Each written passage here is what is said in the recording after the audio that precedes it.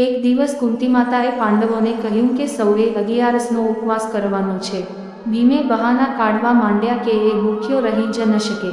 ભૂખ્યા રહેવાના વિચાર માત્રથી એને તો નબળાઈ લાગવા માંડે છે.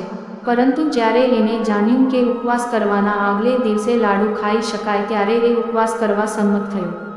11ને દિવસે કુંતી માતાએ પાંડવ બંધુઓને નદી કિનારે આવેલા શિવ મંદિરે મોકલ્યા.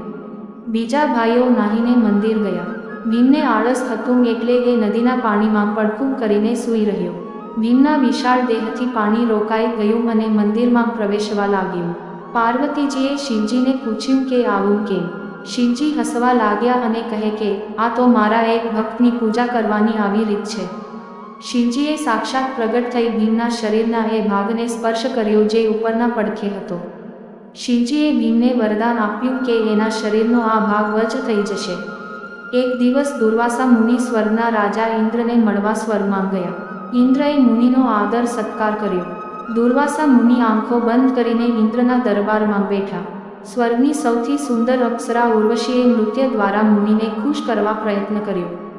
એને ખૂબ જ સરસ નૃત્ય કર્યું પણ વ્યર્થ. ઉર્વશી ખૂબ જ થાકી ગઈ. એ નિરાશ થઈને બોલી, જંગલમાં રહેનારા બધા જંગલી જ હોય, એમને નૃત્યમાં શું સમજ પડે? દુર્વાસા મુનિએ ક્રોધિત થઈ શ્રાપ આપ્યો કે તેને પૃથ્વી પર જવું પડશે. દિવસે તે એક ઘોડી થઈને અને રાતે સ્ત્રી થઈને રહેશે.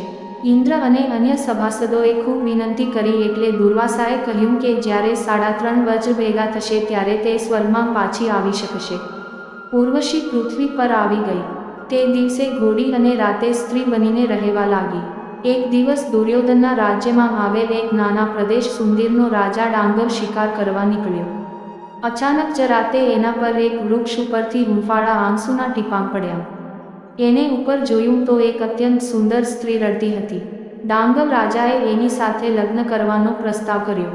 એ સ્ત્રી ઉર્વશીએ રાજાને સાચી વાત કહી અને વચન માંગ્યું કે કોઈ પણ કિંમતે એને તરછોડશે નહીં. અમુક સમય પસાર થતાં નારદજીએ વિચાર્યું કે ઉર્વશીને શ્રાપમુક્ત કરવા કાંઈક કરવું જોઈએ. તેઓ શ્રીકૃષ્ણના પુત્ર પ્રદ્યુમન પાસે ગયા અને એને કહ્યું કે એક સુંદર સ્ત્રી ડાંગર રાજા સાથે રહે છે જે ખરેખર તો પ્રદ્યુમન સાથે હોવી જોઈએ. પ્રદ્યુમન આ સ્ત્રીને મેળવવા જીદ કરી બેઠો. ભગવાન કૃષ્ણ અને યાદવોને પ્રદ્યુમને મદદ કરવા સિવાય છૂટકો જ નહોતો. એટલે એમણે ડાંગર રાજા સાથે યુદ્ધ શરૂ કર્યું. ડાંગર તો ઘણો નાનો રાજા હતો. એ યાદવો સામે લડી ન શકે. એટલે એ દુર્યોધનની મદદ લેવા ગયો. દુર્યોધન યાદવો સામે યુદ્ધ કરવા નહોતો માંગતો એટલે એને ડાંગર રાજાને મદદ કરવાની ના પાડી. ડાંગર પાંડવોની મદદ લેવા ગયો. યુધિષ્ઠિરે શ્રીકૃષ્ણ સાથે યુદ્ધ કરવા ના પાડી કારણ કે શ્રીકૃષ્ણ તો એમના સગા ફોઈના દીકરા હતા.